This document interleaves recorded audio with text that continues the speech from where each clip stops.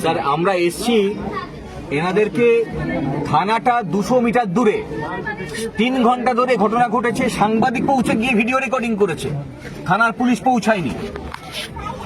এনারা সবাই মার খেয়েছেন, গরুর দড়ি খুলে নিয়ে এদেরকে বেঁধেছে।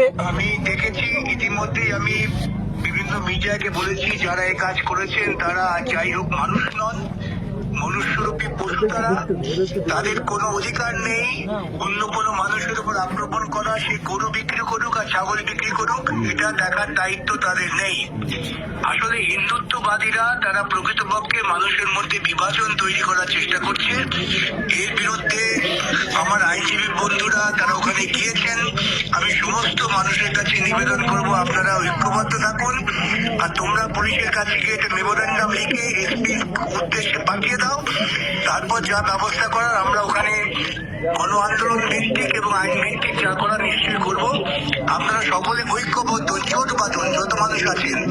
ওই ছেলেটিকে খুঁজে বার করুন, পুলিশকে সামনে দাঁড় করিয়ে রেখে ওকে কাছে বেঁধে রাখুন 24 ঘন্টা, তবে ও শাস্তি হবে।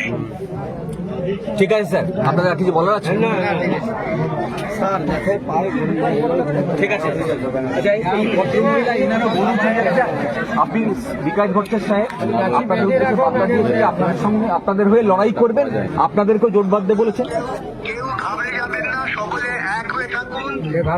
আপনারা এক হয়ে থাকলে ওই সমস্ত গুন্ডারা আপনাদের কিছু করতে পারবে না। আমাদের আইনজীবী বন্ধুরা গিয়েছে, আপনাদের সঙ্গে আমরা আছি। পরবর্তীকালে কিভাবে কি করতে হবে সেটা আমরা দেখছি। ঠিক আছে স্যার, থ্যাংক ইউ।